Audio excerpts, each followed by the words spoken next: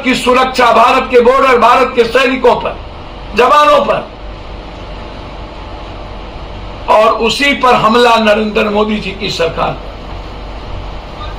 जब तक भारत की सुरक्षा और सैनिक के जज्बात और उसकी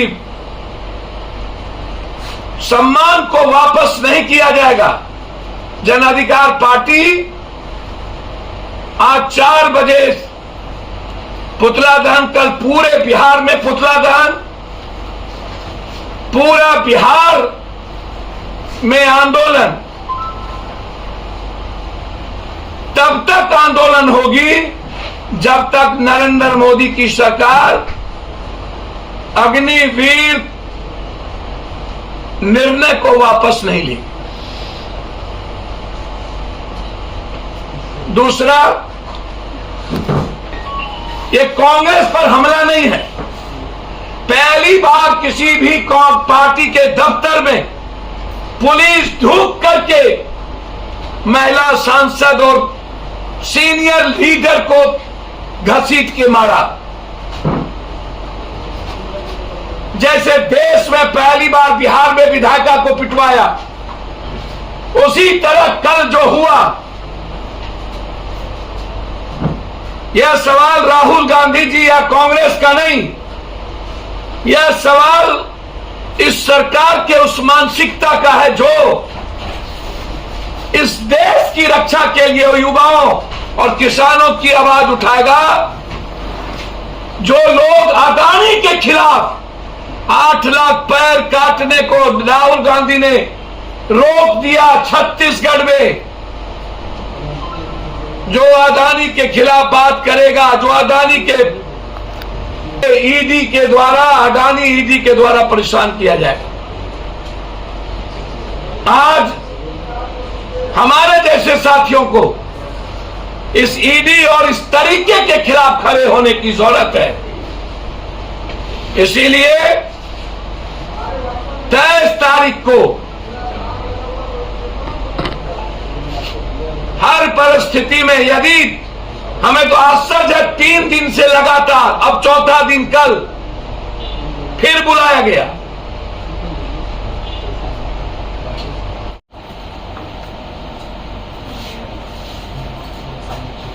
क्या ट्रेनिंग से निकालने के बाद यह सवाल खड़ा होता है, क्या उन्हें अपराधी या आतंकवादी या नक्सली बनने पर मजबूर किया जाएगा? भारतीय सेना सिर्फ नौकरी और पैसे के लिए, पेंशन के लिए नहीं जाने जाते। भारतीय सेना जज्बात के लिए जाने जाते। भारतीय सेना दुनिया में लोकतंत्र की सबसे बड़ी ताकत, भारत के 140 करोड़ लोगों की आवाज और उसकी सुरक्षा के लिए जाने जाते हैं। और ऐसे में जब सरकार उन्हें पूर्णकालिक सुरक्षित पेंशन आदि सुविधायुक्त नौकरी नहीं दे सकती, तो ऐसे सरकार को 1 मिनट भी सत्ता में रहने का अधिकार नहीं है। संविदा पर सरकारी स्कूलों में नियुक्ति हुई, सरकारी स्कूलों की शिक्षा व्यवस्था चौपट होगी। क्या मोदी सरकार भारत के सेना को कमजोर खत्म करने की साजिश रच रही है? मेरा सीधा आरोप है, यह देश विरोधी निर्णय ही नहीं, यह देशद्रोही निर्णय है। आखिर सरकार को हिम्मत कहां से आती है संविदा में के द्वारा सेना की नियुक्ति करने की, जब सारी सरकारी नौकरियां कॉन्ट्रैक्ट पर बहाली खत्म करने की लड़ाई देश भर में चल रही है। पुरानी पेंशन आंदोलन चल रहा है कि पुरानी पेंशन को लागू करो। ऐसे में केंद्र की भाजपा सरकार सेना में संविदा पर नियुक्ति करने का निर्णय, यह आत्मघाती है सेना के अस्मिताओं से। सैनिक को भी अडानी के अंडर में कर देना चाहती है? क्या उसका दरबार बनाना चाहती है?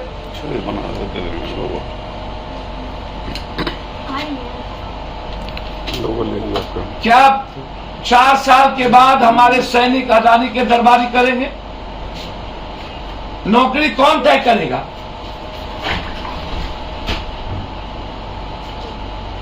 जो 4 साल 5 सालों से जो जवान, जो युवा सैनिक भर्ती के लिए मेहनत कर रहा है, क्या उसको 4 साल में बेरोजगार बना दिया जाएगा? सारी सुविधा छीन के। इसीलिए यह भारत के रोजगार पर शुरू से हमला है और इसमें आरएसएस की सबसे बड़ी भूमिका है कि भारत के नौजवानों को आप जितना अत्यधिक टॉर्चर और मेंटल टॉर्चर करो। 16 करोड़ रोजगार का क्या हुआ 8 सालों में? लॉकडाउन, जीएसटी, नोटबंदी के बाद 12 करोड़ बेरोजगार जो हुए भारत में, उसकी क्या स्थिति है? और 10.5 लाख नौकरी की बात करने वाली नरेंद्र मोदी की सरकार 24 ईस्वी के पहले, चुनाव के पहले, उसमें हर साल 40,000 बेरोजगार फौज को खड़ा कर मरने पर मजबूर करना और भारत के लिए खतरा पैदा करना, ये भारत विरोधी है, ये युवा विरोधी है, ये रोजगार विरोधी है, ये किसान विरोधी है, ये छात्र विरोधी है और ये सबसे ज्यादा मजदूर विरोधी। इसके खिलाफ जंग लड़ने की जरूरत है।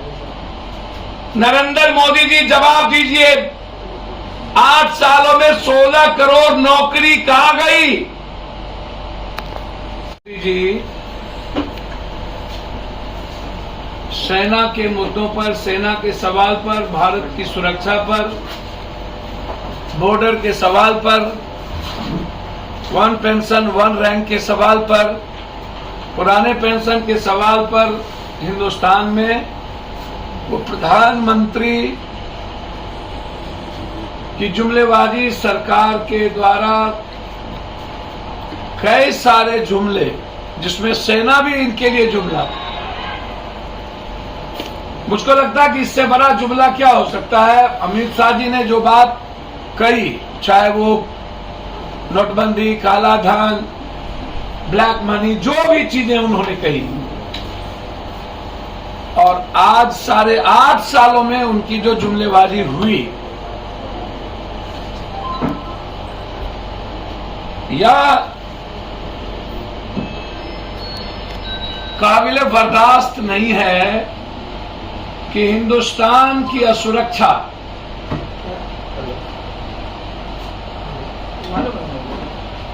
चार साल के बाद जो लोग ट्रेंड अग्निवीर सैनिक निकलेंगे, सेना की गोपनीयता हो, उसकी सुरक्षा हो, आंतरिक और बाह्य सुरक्षा को लगातार बीजेपी की सरकार संकट में डालती जा रही है। 1 pension 1 law, 1 nation 1 ration, 1 nation 1 election, यह सब जुमला था। सारे सैनिक के अस्मिता पर ही नहीं, देश के सुरक्षा के पर खतरा हो गया।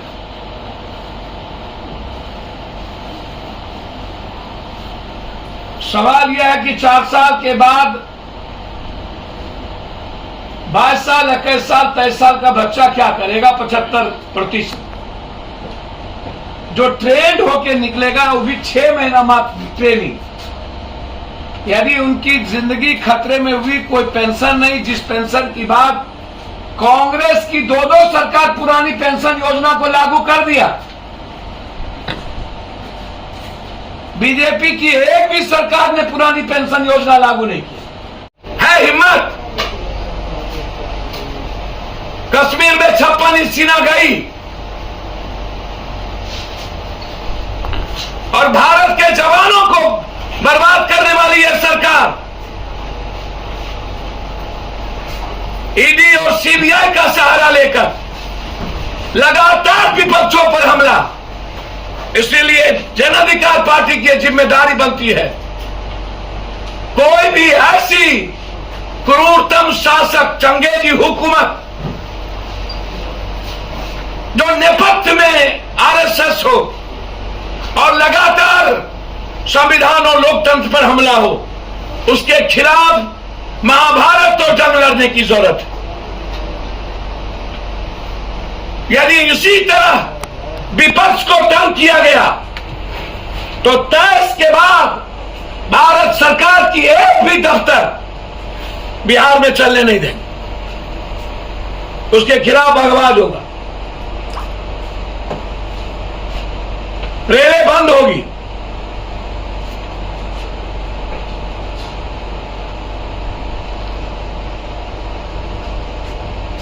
हिटलर के शासक को यह देश कभी बर्दाश्त नहीं करता। भारत की रक्षा के लिए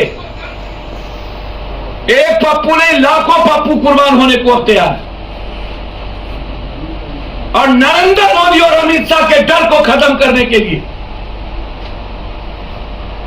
आर पार की लड़ाई संकल्प के साथ 23 तारीख से लड़ी जाए।